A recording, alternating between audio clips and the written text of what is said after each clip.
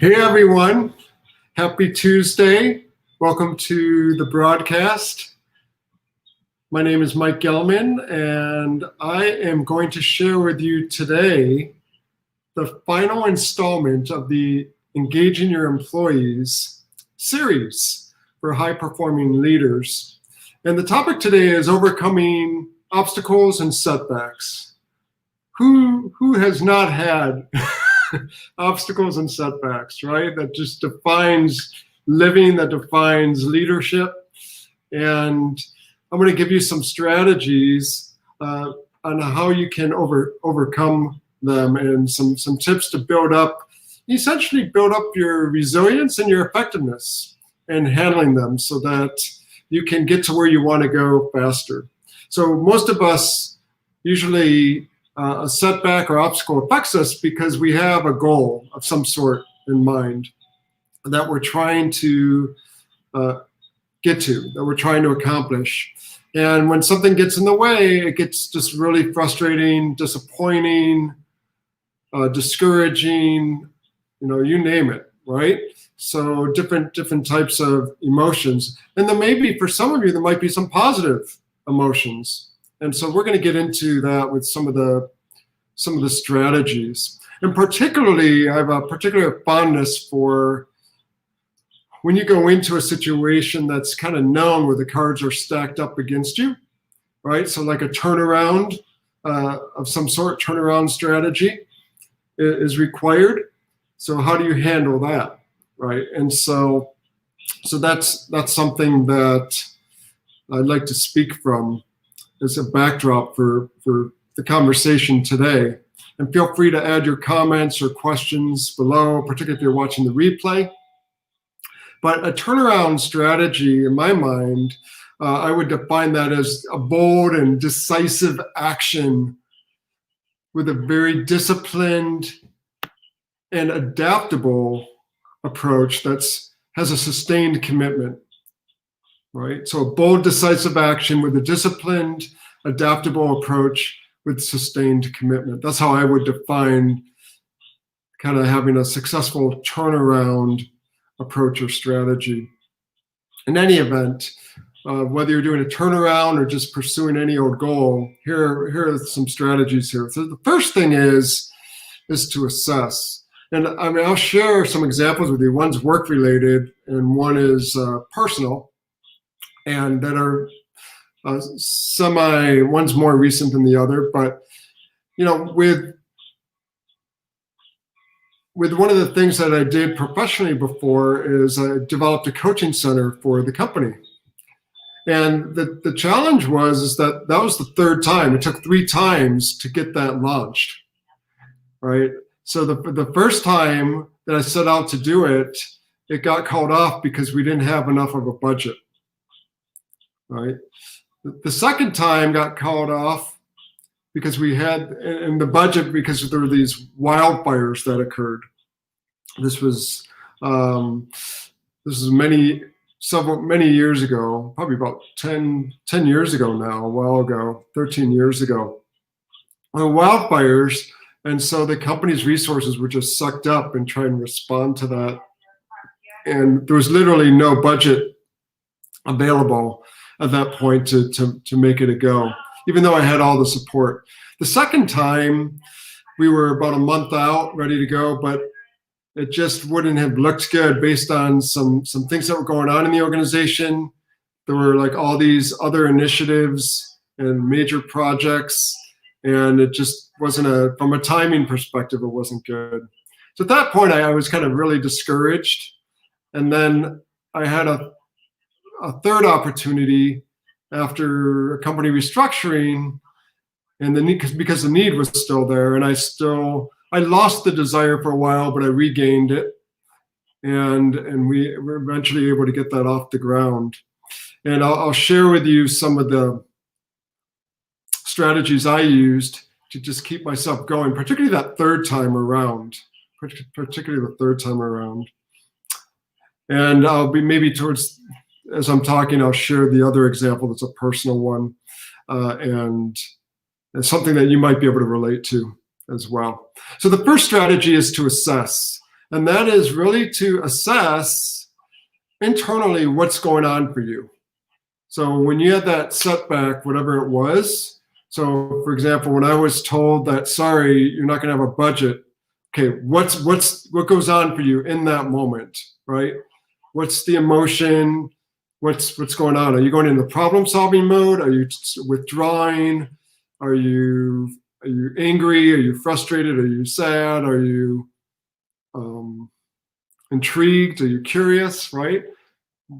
And so just take stock. What's going on for you internally, and also what's going on externally. And so, and is this something that is a permanent thing, or is it something that could potentially be reversible and overcome, right? In the moment, you might not have a clear head around that. You might be thinking more in absolutes, right? Although this is done. It's a done deal. So it might not be the best time at that immediate moment, but think about kind of just take stock. So that's the first step, right? And take a breath. The second strategy is to adjust, make adjustments, and take care of yourself in that situation, right? So many of us will just bulldoze into the next thing or completely withdraw. So take care of yourself. So what do you need to do for yourself so that you can recover, right? Recover and revisit this situation and decide what to do with it. You don't have to make a decision in the moment unless it's a life or death type of situation. Most situations are not. In my case, mine was not a life or death situation, so it's just sitting back and reflecting. And the second time we went for it, we did adjust. We adjusted by redesigning it in a way where we wouldn't need much of a budget. So we made an adjustment there, okay?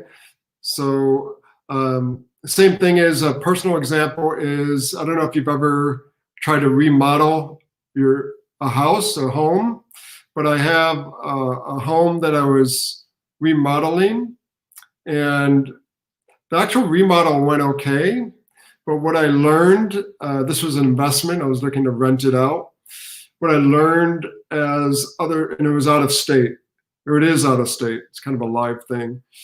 What I learned is there were all these other problems that hadn't been disclosed to me by the seller. I'm like, oh crap, it cost me another more than $10,000 to fix, right? Just a lot of money and different things. It was like all this water damage, there was mold, it was really bad.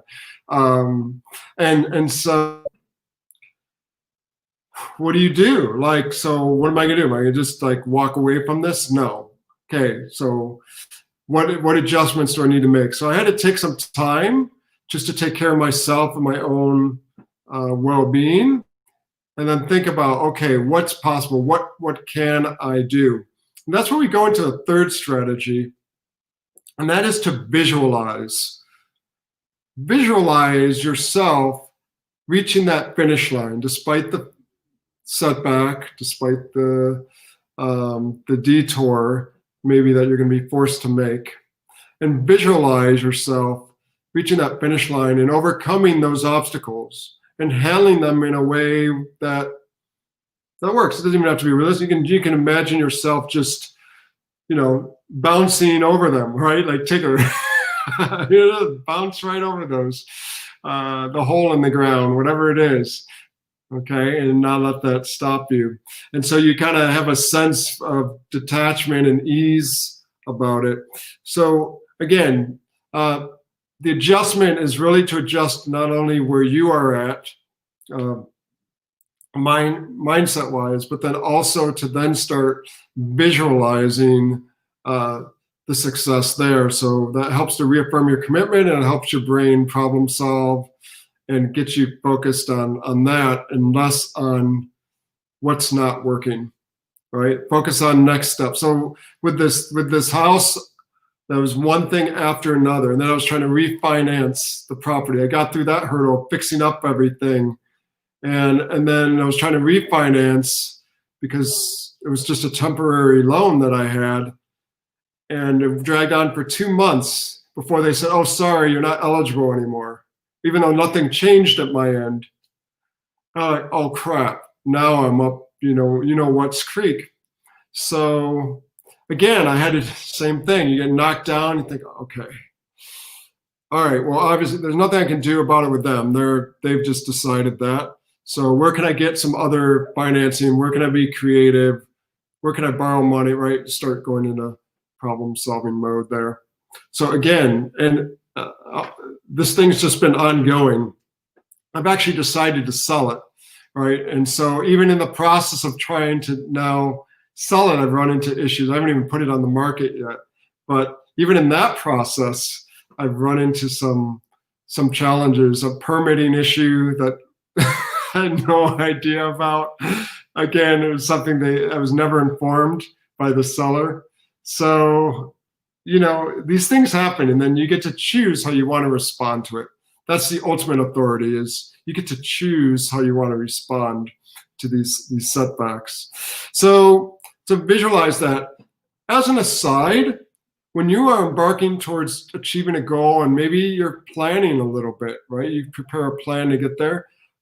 A strategy you can use is what's called scenario planning. And just kind of ask yourself, well, what if such and such were to happen? What would I do?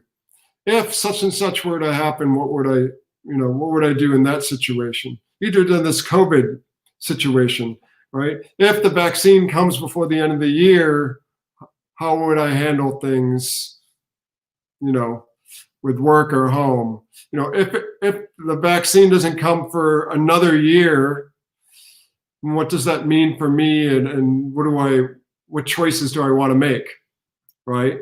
So you might say, well, I want to stay here in this job. I want to take some time off. I want to invest time and energy in my people in a different way, whatever it may be. So you can figure that out.